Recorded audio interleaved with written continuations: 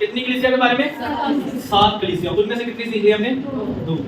कौन कौन सी? एक लौदीकिया और दूसरी अफसुस की कलीसिया। सो अफसुस की कलीसिया के बाद जिस कलीसिया के बारे में हम आज सीखने जा रहे हैं वो कौन सी कलीसिया है? स्मुरना की कलीसिया। कौन सी कलीसिया?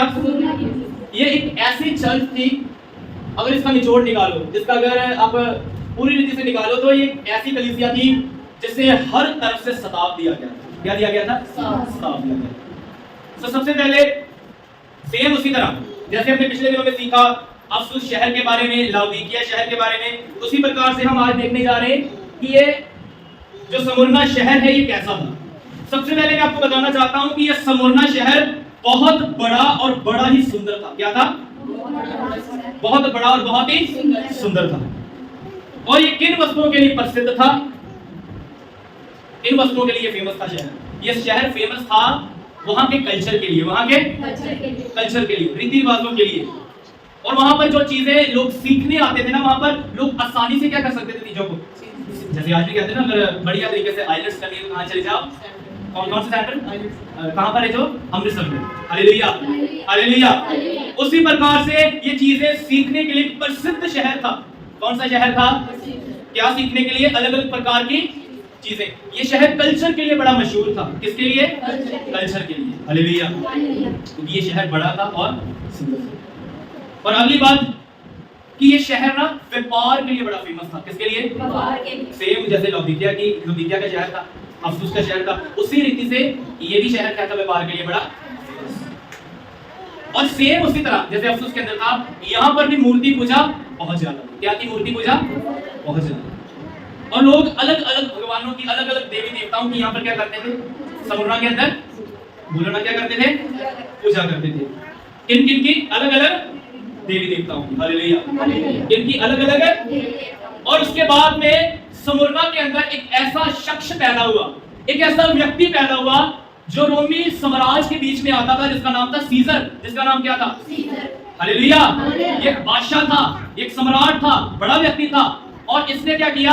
सारे लोगों को कहा कि अब से तुम देवी देवताओं के साथ साथ मेरी भी क्या कर दो? पूजा करने शुरू कर दो। और ऐसा ही हुआ, लोगों ने इसकी सीजर की पूजा करने क्या कर दी? स्टार्ट कर दी, शुरू कर दी। हालेलुया। और एक टाइम ऐसा आया कि इसने कंपल्सरी कर दिया कि तुम्हें मेरी इबादत करनी ही पड़ेगी, तुम्हें मेरी पूजा करनी ही पड़ेगी। साल में एक बार तुम्हें मेरी मूर्ति के सामने आकर सजदा करके ये कहना पड़ेगा कि सीजर हमारा परमेश्वर है, सीजर हमारा भगवान है, सीजर हमारा परमात्मा है। हालेलुया। इसने किसने कहा? ये रोमी साम्राज्य के बीच में से पैदा हुआ ये बादशाह, जिसका नाम क्या था? सीजर। लोगों से कहता है, लोगों को कहता है कि तुम मेरे आगे झुको और मुझे ये कहना कि सीजर हमारा क्या है? सीजर हमारा परमेश्वर। हालेलुया। सीजर हमारा परमेश्वर। ऐसा इसने लोगों को क्या किया? सिखाया। और आप मुझे बात बताओ, वहां की जो रोमी हुकूमत थी, जब उन्होंने इन बातों को टीच किया, जब उन्होंने इन बातों को सिखाया, क्या यहूदियों ने इन बातों को माना कि नहीं माना? माना। हालेलुया। क्योंकि इतिहास के अंदर यहूदी रोमियों के क्या रहे हैं? गुलाम। क्या रहे हैं? इसलिए यीशु मसीह जो यहूदियों के बीच में से निकला, लेकिन उन्हें क्रूस के ऊपर चढ़ाने वाले यहूदी नहीं, वो रोमी लोग थे। हालेलुया। इसलिए आप प्रेरितों के कार्य के बाद जो पहली पत्री पढ़ोगे वो किसके नाम लिखी गई है? रोमियों के नाम। यीशु ने सबसे पहले अपने विरोधियों को बचाया, रोमियों। हालेलुया। समझ में आ रही है? समझ में आ रही है? और स्मुरना के अंदर 3 प्रकार के लोग रहते थे। बोलो 3 प्रकार के लोग। सबसे पहले ये रोमी लोग। कौन से लोग? और उनके बीच में से एक जो बादशाह निकला, जिसका नाम क्या था? सीजर। जो लोगों के ऊपर क्या करता था? क्या करता था? हुकूमत करता था। हालेलुया। बोले हालेलुया। जो लोगों के ऊपर क्या करता था? और दूसरे नंबर के ऊपर यहूदी लोग रहते थे। कौन से लोग रहते थे? यहूदी लोग। कौन से लोग थे ये? यहूदी एक ऐसी जात है जो यहोवा परमेश्वर को क्या करते हैं? किसको मानते हैं? यहोवा परमेश्वर को मानते हैं, यहोवा परमेश्वर को सजदा करते हैं। हालेलुया। बोलो हालेलुया। बाइबल की एक एक बिंदु को, बाइबल की एक एक आयत को, उत्पत्ति से लेकर मलाकी की किताब तक, ये सब क्या करते थे? जानते थे। ये सब उसको फॉलो करते थे, मूसा की व्यवस्था को, और जितने भी पुराने नियम के अंदर किताबें, उन सभी को ये जानते थे यहूदी लोग अच्छी तरह से। हालेलुया। और तीसरे नंबर के ऊपर कौन से लोग रहते थे स्मुरना के अंदर? कौन से लोग? मसीही लोग। कौन से लोग रहते थे? मसीहियों का झुंड था। मसीही लोग एक ऐसे ऐसे शहर में रहते थे जहां पर व्यापार था, जहां पर कल्चर को लोग फॉलो करते थे, जहां पर लोग मूर्ति पूजा करते थे, जहां पर लोग सीजर को अपना प्रभु मानते थे, और जहां पर यहूदी लोग, रोमी लोग रहते थे। हालेलुया। उनके बीच में ये मसीही लोग भी रहते थे। कौन रहते थे? मसीही लोग। लेकिन मसीही तो किसी को नहीं मानते, है ना? हम भी कौन से लोग हैं? मसीही लोग तो किसी को मानते, मसीही लोग तो किसी को सजदा करते ही। तो सोचो वहां पे जो लोग मसीही रहते थे उनको कितनी प्रॉब्लम होती होगी, कितना सताव, कितना कष्ट। उनका बायकॉट हो गया था यहूदियों की ओर से। यहूदियों ने उन्हें बुरा कहना शुरू कर दिया, यहूदियों ने इन्हें धिक्कारना शुरू कर दिया कि तुम यहोवा को छोड़ किसको मान रहे हो, तुम मसीही लोग हो, तुम अच्छे नहीं हो, तुम वो ये हो वो। और रोमी जो सम्राट था उसने भी कहा था कि मेरे आगे झुक के क्या कहना कि सीजर हमारा परमेश्वर। लेकिन मसीही लोग तो झुक नहीं सकते। और रोमी साम्राज्य की ओर से भी इनको क्या मिल रहा था? सताव। यहूदियों की ओर से भी क्या मिल रहा था? यहूदी लोग रोमियों के अंडर में थे, लेकिन उनका और आपसी इनका कनेक्शन क्या था? बहुत अच्छा था। पता क्यों? क्योंकि यहूदी जो थे ना वो थोड़े उनके पास व्यापार अच्छा था, इसलिए वो फायदा कर देते थे उन लोगों का। Hallelujah, hallelujah, hallelujah. लेकिन थर्ड नंबर वाला ग्रुप जो मसीही ग्रुप है वो फंस गया। वो क्या हो गया? उन्हें हर तरफ से सताव, रोमियों की ओर से, यहूदियों की ओर से सताव मिला, कष्ट मिला। हालेलुया। क्या मिला? कष्ट मिला। ये स्मुरना शहर की हिस्ट्री, ये स्मुरना शहर का इतिहास है जो प्रभु यीशु मसीह ने मुझे जो टीच किया और जो मैंने आपको क्या कर दिया? टीच कर दिया। अब निकाले वचन, प्रकाशित वाक्य उसका दूसरा अध्याय और उसका 8 वचन से प्रभु हमसे क्या बात करना चाहते हैं? ਸਮੁਰਨੇ ਦੀ ਕਲੀਸਿया ਦੇ ਦੂਤ ਨੇ ਉਹਨੂੰ ਲਿਖ ਭਈ ਜਿਹੜਾ ਪਹਿਲਾ ਅਤੇ ਪਿਛਲਾ ਹੈ, ਜਿਹੜਾ ਮੁਰਦਾ ਹੋਇਆ ਅਤੇ ਫੇਰ ਜੀ ਪਿਆ, ਉਹ ਇਹ ਆਖਦਾ ਹੈ। बस यहाँ पर लिखा है, प्रकाशित वाक्य के अंदर लिखा है 2 अध्याय के अंदर 8 वचन के अंदर, और स्मुरना की कलीसिया के फरिश्ते को ये लिख, जो अल्फा और आखिर है और जो मर गया था और जिंदा हुआ, वह ये फरमाता है कि यहाँ पर लिखा है यीशु मसीह सबसे पहले स्मुरना की कलीसिया को फिर से अपनी क्या देते हैं? एक नई पहचान। हालेलुया। अफसुस को उसने अलग पहचान दी, लाउदीकिया को उसने अलग पहचान दी, अब स्मुरना को वो क्या दे रहा है? एक अलग पहचान दे रहा है। हमने जो पिछले हफ्ते सीखा था उसने अफसुस को क्या दिया? अपनी अलग है। अब उस स्मुरना को अपनी अलग क्या दे रहा है? पहचान। पहचान ये है कि मैं अल्फा और ओमेगा हूं, मैं मर गया था और अब देख मैं क्या हो गया हूं? जिंदा हो गया। ये कौन कहता है? प्रभु यीशु मसीह। किसको कहता है? स्मुरना की कलीसिया को और उसके दूत को। हालेलुया। स्मुरना की चर्च को और उसके पास्टर को प्रभु यीशु मसीह अपने हाथों से एक लेटर लिखते हैं कि मैं जो शुरुआत से था और आखिर तक रहूंगा, मैं मरा हुआ था और अब क्या हो गया हूं? जिंदा हो गया हूं। स्मुरना की कलीसिया हर तरफ से सताव झेल के आई थी, हर तरफ से कठिनाइयां झेल रही थी, हर तरफ से कष्ट झेल रही थी, लेकिन प्रभु यीशु मसीह उसे उत्साहित करते हुए एक बात कहते हैं कि मैं शुरुआत और मैं अंत हूं, मैं मरा हुआ था और अब मैं जी उठा हूं। Hallelujah, hallelujah. हम उनको अच्छी तरह से यीशु एक बात सिखा रहे थे कि तुम्हारे लिए कोई और परमेश्वर नहीं होना चाहिए, क्योंकि देखो मैं शुरुआत से था और मैं ही अंत तक। खुदावंद यीशु मसीह ने टीच कर रहे थे कि मैं मरा था, लेकिन मैं मरा नहीं रहा, मैं मुर्दों में से क्या हो गया हूं? जी उठा हूं। हालेलुया। क्योंकि जो व्यक्ति जिंदा हुआ अपने आप में वही दावे के साथ कह सकता है कि मैं क्या हुआ था? जिंदा हुआ था। और यीशु मसीह उन्हें अपनी ये पहचान दे रहे हैं, यीशु मसीह उन्हें अपनी ये पहचान दे रहे हैं। हालेलुया। सताओं से भरी कलीसिया, कठिनाइयों से भरी कलीसिया, यीशु मसीह उन्हें उत्साहित कर रहे हैं कि मैं तुम्हारे लिए आज भी जिंदा हूं। Hallelujah, hallelujah. जब हम किसी के सामने कुछ कहते हैं तो कई बार लोग कहते हैं ना, मैं क्या मर गया हूं, मैं अभी तक जिंदा हूं ना, मैं हूं ना जिंदा। वैसे यीशु मसीह कहते हैं मैं मरा नहीं हूं तेरे लिए, मैं तेरे लिए आज भी क्या हूं? और हकीकत में भी वो सबके लिए क्या है? हालेलुया। और मैंने इस पहली आई से बात सीखी, मैंने ये बात सीखी कि प्रभु यीशु मसीह का ये वचन कि वो जिंदा है हमें उत्साहित करने के लिए बहुत है, हमें इंकरेज करने के लिए बहुत है। हालेलुया। आज कई लोग जो मोटिवेट होने के लिए, इंकरेज होने के लिए अलग अलग बुक्स को रीड करते हैं, मसीही बुक्स को नहीं, वो दूसरी बुक्स को क्या करते हैं? रीड करते हैं। सफल होने के लिए 7 उपाय, ये होने के लिए इतने उपाय, अपने आप को मोटिवेट करने के लिए लोग अलग अलग चीजों का उपयोग करते हैं। हालेलुया। लेकिन परमेश्वर का एक वचन, परमेश्वर का एक शब्द भी हमें मोटिवेट करने के लिए बहुत है। आपको पता है जब शैतान हमारे अंदर एक वर्ड डालता है ना, एक शब्द, वो हमें क्या बना जाता है? नेगेटिव, नकारात्मक। लोगों का एक वचन जब हमारे अंदर आता है, लोगों का एक शब्द जब हमारे अंदर आता है, कुछ नहीं होगा, कुछ चर्च में जा रहा है, कुछ नहीं होगा, कुछ नहीं मिलेगा तुझे, ये हो जाएगा। वो एक शब्द लोगों का हमें क्या कर देता है? नकारात्मक। हमें नेगेटिव बना देता है, हमारी सोच को नीचे ले आता है। लेकिन आपको पता है, अगर लोगों का एक नेगेटिव शब्द पावरफुल बन सकता है ना, अगर लोगों की एक बात हमें नेगेटिव करने के लिए काफी है, उसी प्रकार परमेश्वर के वचन में से एक शब्द भी हमें उत्साहित करने के लिए बहुत है। हालेलुया। इसलिए ये जो कलाम है ना, ये जो बाइबल है, हमेशा इसको अपने दिल में रखो। यही वो वचन है जो हमें प्रतिदिन खुदावंद यीशु मसीह की ओर लेके जाता है। ये हमारे उत्साह का कारण है। बोलो हालेलुया, हालेलुया। ये हमें मोटिवेट करता है, ये हमें उत्साहित करता है, क्योंकि यीशु कहता है मैं अभी भी क्या हूं, मैं जिंदा रहूंगा, मैं शुरुआत और मैं ही। यीशु मसीह असली परमेश्वर, ओरिजिनल है। हालेलुया। एक ओरिजिनल ना तो कभी ओल्ड होता है और ना तो कभी मरता है। एक अमर व्यक्ति ना तो कभी पुराना होता है और ना तो कभी, यीशु ना तो पुराना है और ना तो मरा हुआ है। Hallelujah, hallelujah, hallelujah. इतिहास में एक ही व्यक्ति है जो ये दावा करता है, ना तो मैं पुराना हूं और ना तो मैं मरा हुआ हूं। हालेलुया। हमारे यीशु का राज, हमारे यीशु का जो राज्य है ना, वो 2023 साल पहले का नहीं है। हम ऐसा नहीं कह सकते यीशु का राज 2023 साल हो गई। यीशु का राज, यीशु इतने साल हो गए, इतने साल हो गए, नहीं। यीशु दुनिया बनने से पहले का क्या है? यीशु दुनिया बनने से पहले का क्या है? खुदा है। हालेलुया। उसका राज्य दुनिया बनने से पहले का है। उसकी क्या कहता है यीशु मसीह, सॉरी उस फरिश्ते ने, उस स्वर्गदूत ने मरियम से क्या कहा? उसके राज्य का कभी क्या नहीं होगा। आज दुनिया किसके लिए लड़ रही है? राज्य के लिए। किसी का राज्य स्थापित नहीं होगा सिवाय मसीह के राज्य को छोड़। हालेलुया। कोई कितना भी जोर लगा ले, यीशु का राज्य ही आएगा। लेकिन यीशु के राज्य से आने से पहले एंटी क्राइस्ट का राज्य आएगा, मसीही विरोधी का राज्य। बोलो हालेलुया। अगली आयत पढ़ना। मैं तेरी बिपता ਅਤੇ ਗਰੀਬੀ ਨੂੰ ਜਾਣਦਾ ਹਾਂ, ਭਾਵੇਂ ਤੂੰ ਧਨਵਾਨ ਹੈ ਅਤੇ ਉਹਨਾਂ ਦੇ ਕੁਫਰ ਨੂੰ ਵੀ। हालेलुया। यहाँ पर प्रभु यीशु मसीह कहते हैं, याद रखिए ये लिखने वाला कोई भी और बंदा नहीं, कौन है? प्रभु यीशु मसीह। उसने अपने आत्मा के द्वारा अपने दास यूहन्ना से लिखवाया। यूहन्ना नहीं कहता कि मैं यूहन्ना कहता हूं, यहाँ पे यीशु कहता है कि मैं यीशु तुमसे ऐसा कहता हूं। क्या कहता है यीशु? मैं तेरी मुसीबत और तेरी गरीबी को क्या करता हूं?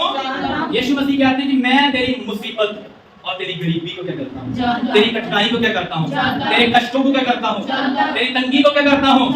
Hallelujah, hallelujah. सबसे पहले मैं आपको कहना चाहता हूं, एकमात्र यीशु है जो आपकी प्रॉब्लमों को, आपकी कठिनाइयों को जानता है। कई बार इंसान आपकी कठिनाइयों को नहीं समझेगा, आपके रिश्तेदार, आपके भाई बहन नहीं समझेंगे। खुदावंद कहता है मैं जानता हूं, मुझे फिक्र है, मैं जानता हूं, मैं सब कुछ क्या करता हूं, जानता हूं। देखिए हम प्रभु को कई बार कहते हैं ना, प्रभु तो सब क्या करता है, और यीशु यहाँ पर वही बात लिख के भी दे रहा है कि हाँ मैं क्या करता हूँ, जानता हूँ। हमें प्रूफ देता है वचन कि यीशु सब कुछ क्या करता है।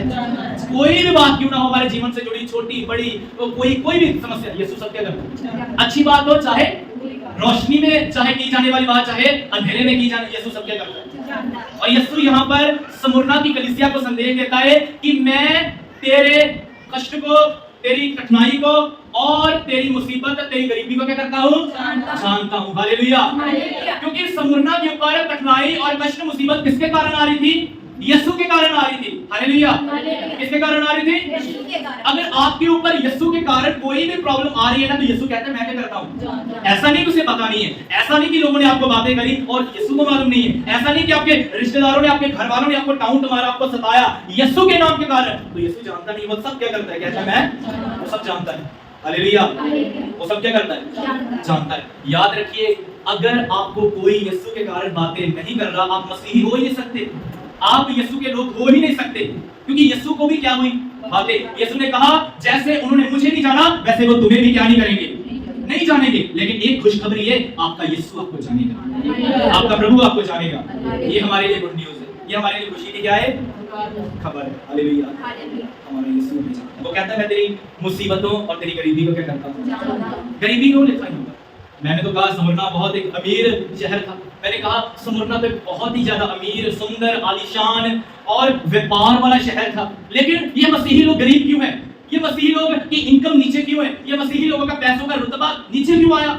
क्योंकि वहां के यहूदी और रोमी लोग मसीहों से क्या करते थे, नफरत करते थे। हालेलुया। उन्हें अलग करके रखा था, उन्हें नौकरियां नहीं मिलती थी, उन्हें काम नहीं मिलते थे, उन्हें सताव मिलता था। क्योंकि वो कहता था मेरे आगे झुको और ये कहो कि सीजर हमारा। लेकिन कि मसीही लोग तो झुकते नहीं थे, मसीही लोग तो झुकने को क्या नहीं होते थे। इस कारण उन्हें मुसीबतों में धकेला जाता था, इस कारण उन्हें नौकरियां नहीं दी जाती थी, उनका जो पैसे का सोर्स है वो बंद करने की कोशिश की जाती थी। हालेलुया। लेकिन यीशु उन्हें उत्साहित करते हुए क्या बात लिखते हैं, फिर से पढ़ना ये पंजाबी वचन। मैं तेरी विपदा ਅਤੇ ਗਰੀਬੀ ਨੂੰ ਜਾਣਦਾ ਹਾਂ, गरीबी आगे ਭਾਵੇਂ ਤੂੰ ਧਨਵਾਨ है, क्या लिखा है, चाहे तू धनवान है। अगर हम हिंदी के बारे में पढ़े तो यहाँ पर लिखा है मगर तू दौलतमंद है, मगर तू क्या है, दौलतमंद। लेकिन लौदीकिया की कलीसिया को क्या कहता है यीशु मसीह, तू कहता है मैं क्या हूँ, अमीर हूँ, तू कहता है मैं बड़ा अमीर हूँ, मैं ये हूँ। लेकिन यीशु मसीह कहता है मैं तुझे बताता हूँ तू कंगाल, अंधा, नंगा और मंदभागा है। हालेलुया। लौदीकिया की चर्च यीशु मसीह उनको इतनी नेगेटिव बात लिखते हैं ना कि तू अंधा है, तू कंगाल है, तू तुच्छ है, तू नंगा है, तू अभागा है। लेकिन लौदीकिया की कलीसिया अपने आप को क्या बनाती थी, अमीर। लेकिन ये चर्च बाहर से इतनी गरीब थी ना, इतनी फाइनेंशियली उनकी हालत नीचे थी, लेकिन यीशु ने कहता है मगर तू क्या है, दौलतमंद है। तो क्या है, दौलतमंद। हालेलुया।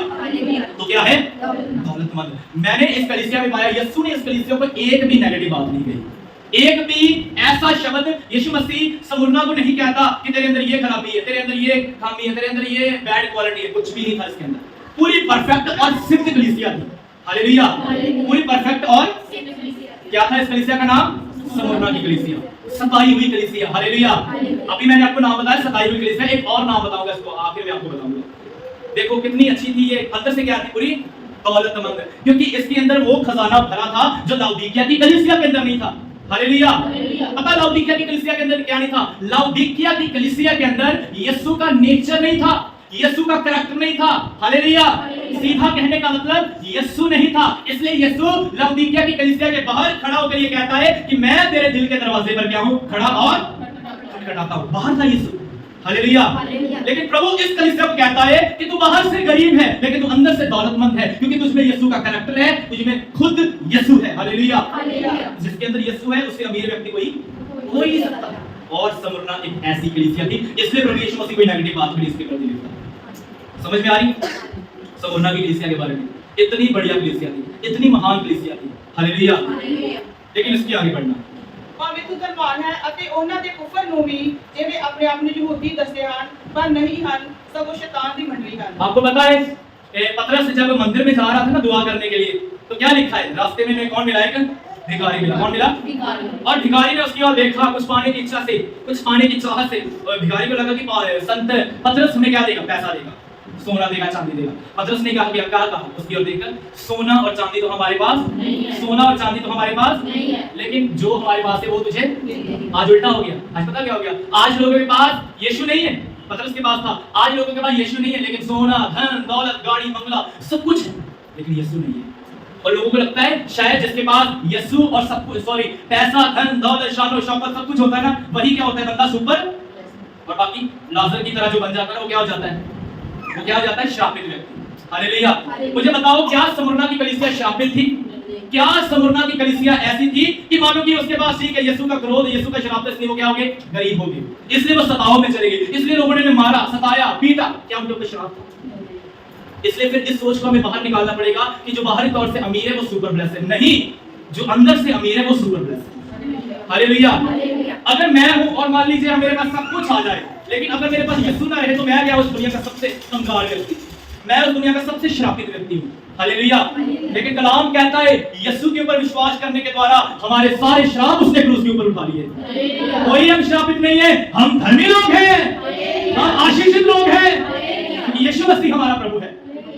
इसलिए अपने आप को कभी गरीब मत कहना, कभी ये मत कहना हमारे पास कुछ नहीं है, जिसके पास यीशु है उसके पास सब कुछ है। और यीशु यहाँ पर कहते हैं कि मैं उनकी निंदा को भी जानता हूँ, किनकी निंदा को, जो अपने आप को क्या कहते हैं, यहूदी, क्या कहते हैं, परंतु फिर से पढ़ना क्या लिखा है, कितना खतरनाक शब्द लिखा है, ਜਿਹੜੇ ਆਪਣੇ ਆਪ ਨੂੰ ਯਹੂਦੀ ਦੱਸਦੇ ਹਨ, नहीं उत्तर ही जो ਜਿਹੜੇ अपने आप ਨੂੰ, ਜਿਹੜੇ ਆਪਣੇ ਆਪ ਨੂੰ ਯਹੂਦੀ ਦੱਸਦੇ ਹਨ ਪਰ ਨਹੀਂ ਹਨ, ਸਗੋਂ ਸ਼ੈਤਾਨ ਦੀ ਮੰਡਲੀ ਹਨ। क्या लिखा है, किसकी मंडली, किसकी मंडली, बोलो शैतान की मंडली, बोलो शैतान की मंडली। लिखा है जो लोग अपने आप को यहूदी कहते हो है नहीं, पर शैतान की सभा है।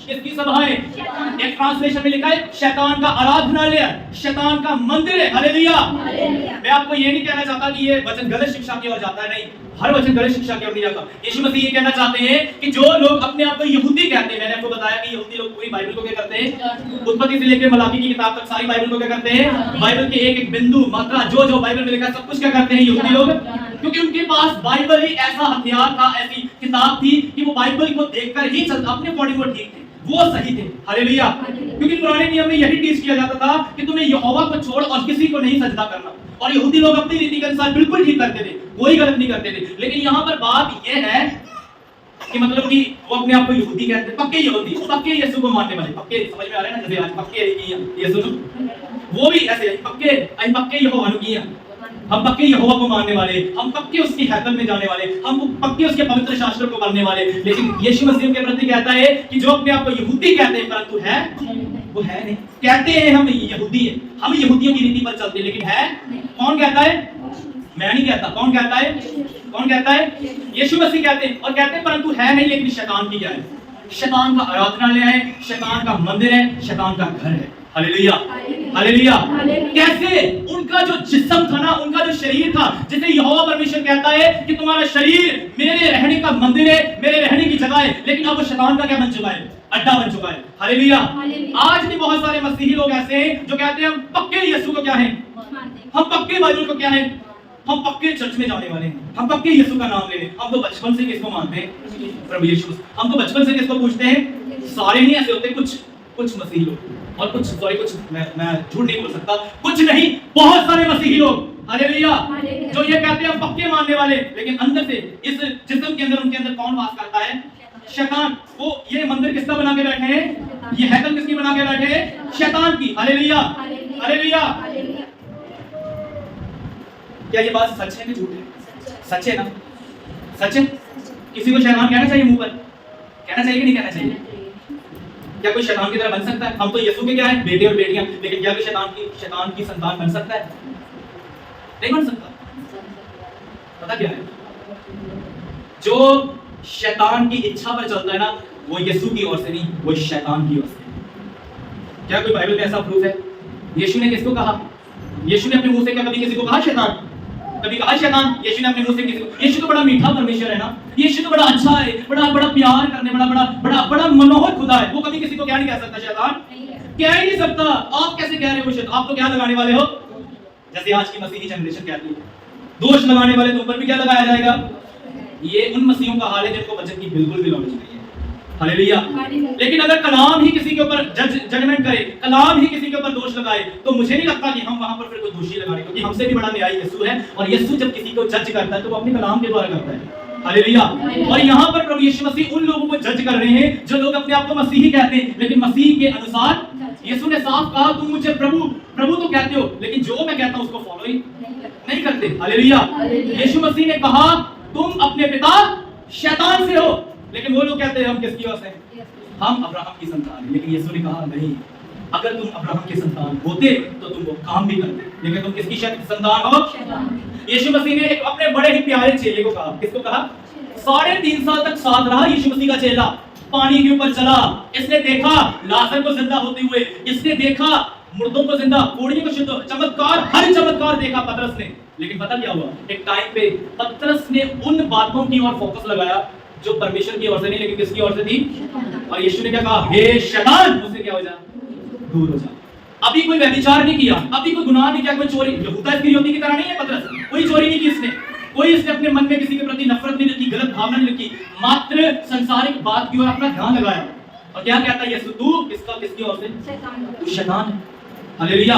और वही खुदावंद प्रकाशित वाक्य में आकर समरने की कलीसिया को कहता है कि यहाँ पर ऐसे लोग हैं जो अपने आप को यहूदी कहते हैं, पक्के यहूदी, लेकिन किसकी मंडली है? शैतान। उनकी निंदा को भी मैं क्या करता हूँ? जानता हूँ। हालेलुया। आप ऐसे मत बनना। हालेलुया। कभी भी उसके कलाम को सुनकर उसको इग्नोर मत करना, नहीं तो यीशु आपको भी ये टाइटल दे देगा, यीशु आपको भी ये दर्जा दे देगा कि तुम्हारा मंदिर जो है ना वो पवित्र आत्मा का मंदिर है, लेकिन तुमने गुनाह करके इसको किसका मंदिर बना दिया है?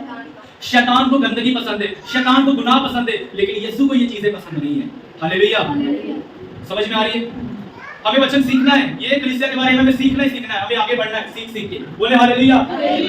यीशु कहते हैं मैं उनकी निंदा को क्या करता हूँ, जो वो मसीहियों के प्रति निंदा करते हैं, यीशु कहते हैं मैं उनको क्या करता हूँ, उनकी निंदा को आगे बढ़ना। जल्दी जल्दी। ਜਿਹੜੇ ਦੁੱਖ ਤੈਂ ਭੋਗਣੇ ਹਨ ਤੂੰ ਉਹਨਾਂ ਤੋਂ ਨਾ ਡਰੇ। यीशु कहता है जो दुख तुझे सहने होंगे उनसे खौफ ना खा।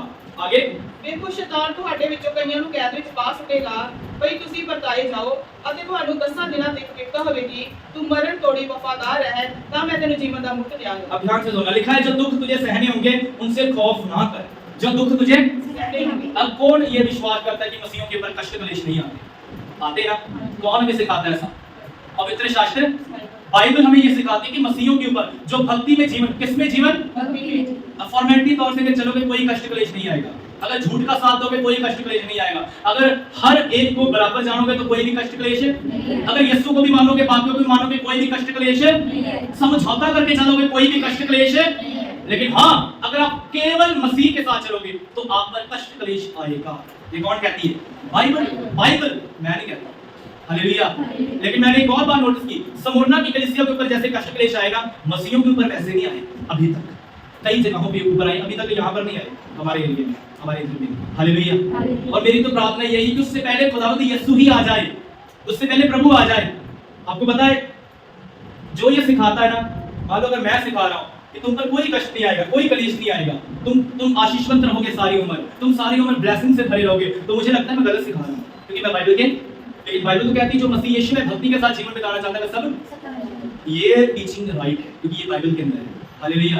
लेकिन अगर मैं इससे उल्ट सिखाऊं तो मैं एक झूठा व्यक्ति हूं, मैं गलत हूं, क्योंकि मैं गलत टीच कर रहा हूं। और आपने सारी उम्र यही इमेजिनेशन बना ली, वाओ मसीह के पीछे चलने से कोई भी कष्ट क्लेश है, कितनी बढ़िया जिंदगी है, मसीही जिंदगी। फिर सब गीत बोलेंगे मसीही जिंदगी, आनंद की जिंदगी, लेकिन जब कष्ट आएगा फिर कहेंगे ये कौन सा आनंद है, ये कौन सा आनंद है। Hallelujah, hallelujah, hallelujah. लेकिन बाइबल कहती है ऐसा होगा। अभी थोड़े दिन पहले देखो पाकिस्तान के अंदर 40 चर्चों को क्या कर दिया गया, 40 चर्चों को। ये खुशी की खबर है कि दुखी की खबर है? दुख की खबर है। हालेलुया। जहां जहां मसीही वास करते हैं वो सारे हमारे भाई और हमारी बहनें, जहां जहां प्रभु यीशु मसीह के दास वास करते हैं जो सच्चे, वो सारे हमारे पास्टर हैं, वो सारे हमारे अगुए हैं, वो सारे हमारे वो लोग हैं जो मसीह में हमारे भाई और हमारी बहन। अगर उनके ऊपर कोई कष्ट क्लेश आ रहा है तो हमें उनके लिए प्रार्थना करनी चाहिए, हमें उनके लिए दुआ करनी चाहिए। हालेलुया। पाकिस्तान के अंदर 40 चर्चों को, अभी वो उससे ज्यादा हुई है मुझे नहीं पता, लेकिन मैंने सुना 40 चर्चों को क्या कर दिया गया, किसको, चर्चों को। हालेलुया। उनके सामानों को पता नहीं क्या क्या कर दिया गया। और वहां के जो पास्टर है वो सड़कों के ऊपर आए हैं और वो मात्र वो ये कह रहे हैं कि हम अपनी चर्चों को और हम अपने सामान को दोबारा बना लेंगे। वो यीशु के ऊपर भरोसा कर रहे हैं, वो यीशु के ऊपर आस कर रहे हैं, वो पीछे नहीं हट रहे, वो डगमगा नहीं रहे। हालेलुया। और वैसा कष्ट अभी तक यहाँ पर नहीं आया, अभी तक इधर भी नहीं आया। वैसे ही स्मुरना की कलीसिया के अंदर इससे भी अधिक कष्ट था, इससे भी अधिक क्लेश था। Hallelujah, hallelujah.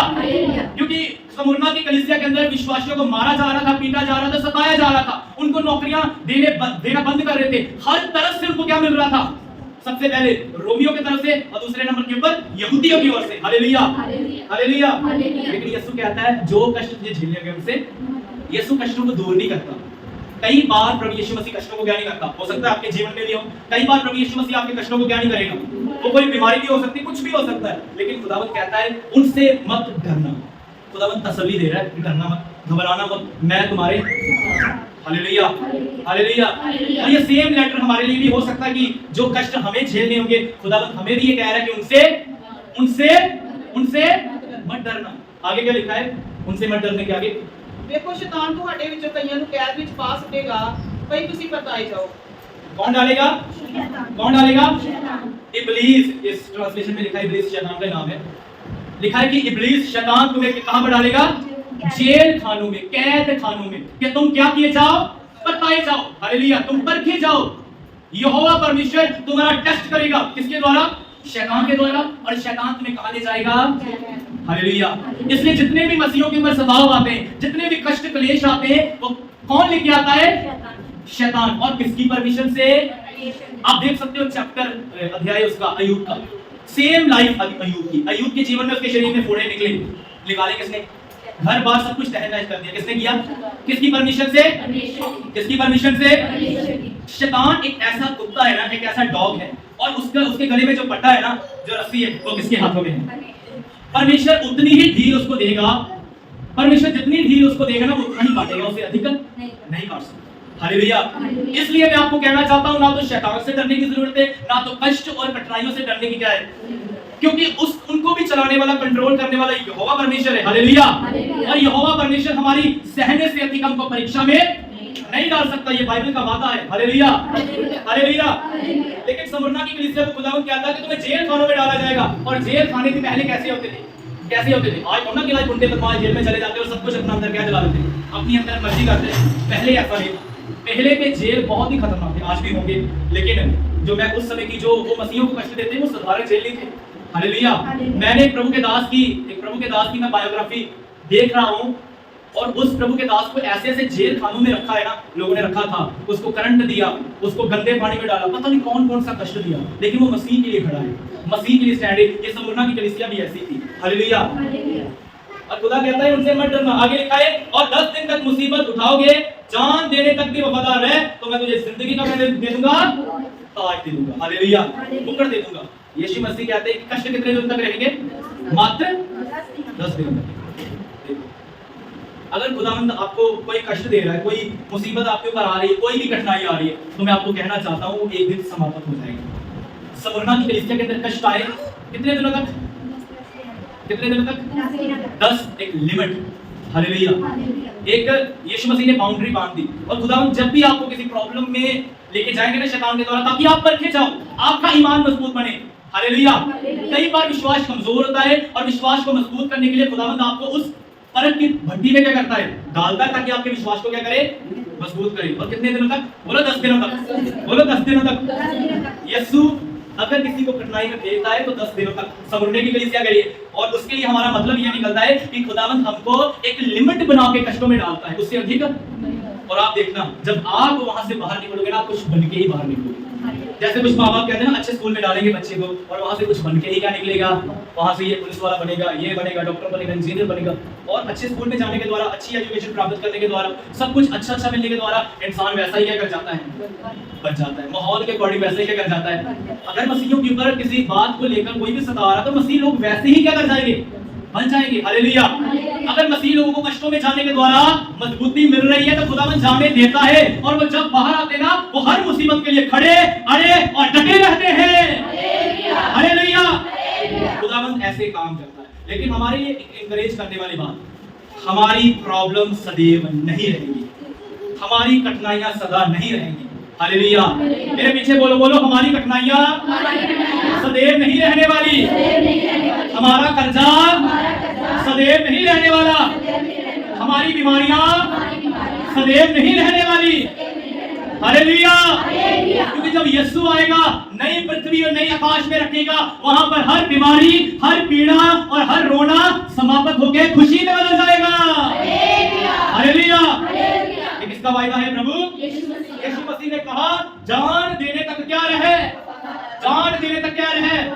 अगर 10 दिनों तक मुसीबत के 10 दिनों के बाद टल जाएगी ना, तो इसका मतलब ये नहीं कि वो दोबारा कभी आ नहीं सकती, आ सकती है, लेकिन खुदावंद कहता है तू क्या रहे, वफादार। क्या रहे? अगर तू मरने तक वफादार रहेगा ना, क्योंकि बपतिस्मा लेने के समय हम सबने यही वादा किया था ना, आपने और मैंने क्या कहा था, मरने तक क्या रहेंगे, मरने तक क्या रहेंगे, यूं ही बोल दिया था कि विश्वास के साथ बोला था, मरने तक क्या रहेंगे। यीशु कहते हैं मरने तक क्या रहो, वफादार रहोगे तो। उसके अगले शब्द क्या लिखा? तो। हालेलुया। मरने तक क्या रहो, मरने तक क्या रहो, कौन कहता है? मुझे पता है कि वो वचन बोल कर रहे, क्या कर रहे, बोल कर रहे। मरने तक क्या रहना है, मरने तक क्या रहना है। हालेलुया। मैं तो अभी स्मुरना की कलीसिया के बारे में आपको ये बता ही नहीं रहा कि उनको कैसा कष्ट मिल रहा है, उनको कैसा क्लेश मिल रहा है। वो इतने मजबूत व्यक्ति थे ना कि हमारी मजबूती तो उनके सामने कुछ भी नहीं है। हालेलुया। वो मरने तक कितने वफादार थे, क्योंकि सीजर ने कहा मेरे आगे झुको और ये कहो कि सीजर हमारा क्या है। वो नहीं कहते थे। सोचो उनको कैसे सजाएं मिलती थी। इतिहास के अंदर चर्चों को खोल के देखो, उनको सजाएं साधारण नहीं मिलती थी। हालेलुया। कितनों ने ये वीडियो देखी है, थोड़ी आपने देखी होगी, कि मसीही लोग कहीं गए, उनको पकड़ के कहीं पर रखा गया, क्योंकि ये वीडियो व्हाट्सएप के ऊपर मैंने बहुत टाइम पहले देखी थी। उनको रखा गया और मसीही लोग ऐसे बड़े पीछे से शेर आते हैं, देखिए अभी ये वीडियो, लॉइन आते हैं बड़े बड़े बब्बर शेर, और मसीहियों को क्या कर जाते हैं, कई मसीह लोग क्रूस के ऊपर चढ़े, उनको नीचे से क्या कर दिया गया, जला दिया गया। हालेलुया। ये होता था पहले समय के अस्पताल। मुझे बताएं यीशु मसीह के कितने चेले थे? कितने चेले थे? फिर सोचो कितने चेले रह गए थे? कितने? 11 चेले। एक तो गद्दार निकला था और 11 चेले। फिर एक की पर्ची डाली गई और उसको बीच में ऐड किया गया, फिर क्या बन गए? और 12 चेले कहां गए? पूरे संसार में। बताएं उनमें से एक भी ऐसा व्यक्ति जिसकी मौत साधारण रीति से हुई? सबको मार दिया गया। सबको क्या कर दिया गया? मार दिया गया। हालेलुया। सबको क्या कर दिया गया? मार दिया गया। इतिहास के अंदर जब मसीहों को मारा जाता था ना, ऐसे नहीं, उनको शेरों की गुफा में क्या कर दिया जाता था? शेरों की गुफा में, जेल खानों में तलवारों से मार दिया जाता था। क्रूस के ऊपर चढ़ा के नीचे से आग लगा दी जाती थी। ऐसी ऐसी कठिनाइयां उन मसीहों के ऊपर आई। मुझे आप एक बात बताएं, क्या हम में से ऐसी प्रॉब्लम किसी के ऊपर आई है? आई है? फिर हम छोटी छोटी परेशानियों के लिए क्यों डर जाते हैं? हालेलुया। हम छोटी छोटी प्रॉब्लम के लिए क्यों घबरा जाते हैं? क्यों हमारा विश्वास छोटी छोटी प्रॉब्लम को देखकर नीचे आने लग पड़ता है? क्यों हम छोटी छोटी तंगी को, हम पैसे की तंगी को सहार नहीं सकते? क्यों नहीं हम सहार सकते पैसे की तंगी को? क्यों नहीं हम अपनी बीमारी को सहार सकते? क्यों नहीं हम अपनी कठिनाई को सहार सकते? स्मुरना की कलीसिया की तरफ जरा मुंह घुमा के देखो, वो कैसे लोग थे, कैसे वो खड़े थे, कैसे वो स्टैंड थे। लेकिन आज की मसीही जनरेशन इतनी नीचे वाले लेवल के ऊपर आ चुकी है ना कि वो खड़ी ही नहीं हो पा रही, उनसे खड़ा ही नहीं हुआ जा रहा। हालेलुया। आज की मसीह को बस आशीष आशीष, ब्लेसिंग ब्लेसिंग, बरकत, चमत्कार, ये चमत्कार, वो चमत्कार, ये बंदगी, वो ये सब कुछ चाहिए बस। हालेलुया। स्मुरना की कलीसिया ऐसी कोई लालसा नहीं करती थी। वो गरीब थी लेकिन वो अमीर होने के लिए अपने बैंक बैलेंस को अनॉइंट नहीं करवाती थी। हालेलुया। वो अपने बैंक बैलेंस को अनॉइंटिंग ऑयल लगाकर उनके कार्ड के ऊपर नहीं बनती थी कि उनके बैंक बैलेंस में पैसे आ जाए। हालांकि स्मुरना एक रिच शहर था, लेकिन उनकी कलीसिया ऐसी नहीं थी।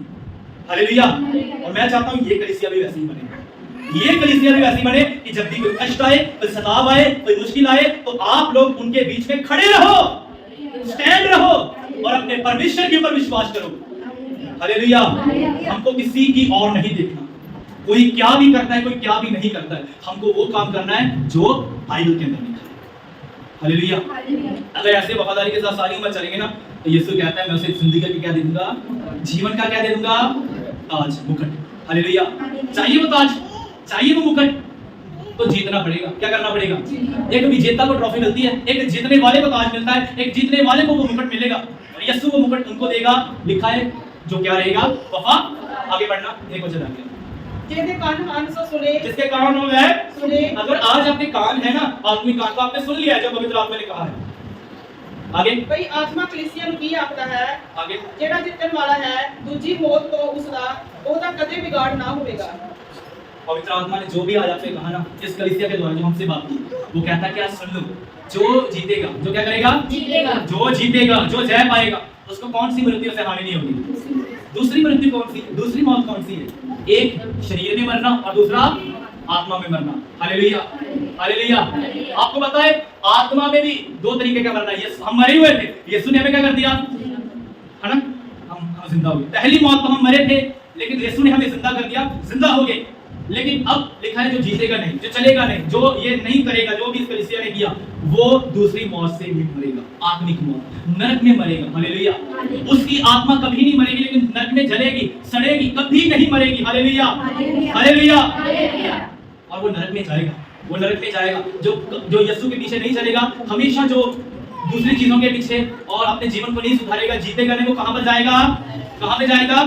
नरक में जाएगा। नरक इतना भयानक है ना, आप उसे इमेजिन नहीं, आप जितने भयानक तरीके से इमेजिन कर सकते हैं ना, कर लो, उससे वो कई गुना अधिक भयानक है।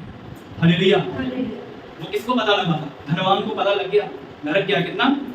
धनवान ने कहा किसको भेज, किसको भेज? हालेलुया। समझ में आई? समझ में आई? समझ में आई? आज हमने किसकी कलीसिया के बारे में सीखा? किसकी कलीसिया के बारे में? किसकी कलीसिया के बारे में क्या सीखा? थोड़ा सा बताओ जो भी सीखा। कैसी कलीसिया थी? सच्ची, प्रभु में खड़ी रहने वाली, कोई समझौता नहीं करने वाली, है ना, कष्टों को सहने वाली, कठिनाइयों को सहने वाली, यीशु का इनकार नहीं करती थी। यीशु को आप बात बताएं, क्या आप ऐसे बनने के लिए तैयार?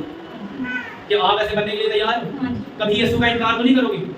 कभी अगर कोई आपको दे कहे तो आया वापस आया, क्या करोगे? वापस चले जाओगे? नहीं। हमें यीशु ने बुलाया है, हम यीशु में खड़े रहेंगे। हमें पता है यीशु ने हमें क्या दिया, हमें पता है यीशु ने हमें कितना अमीर बनाया, हमें पता है हमें यीशु से कौन सा खजाना मिला है। Hallelujah, hallelujah.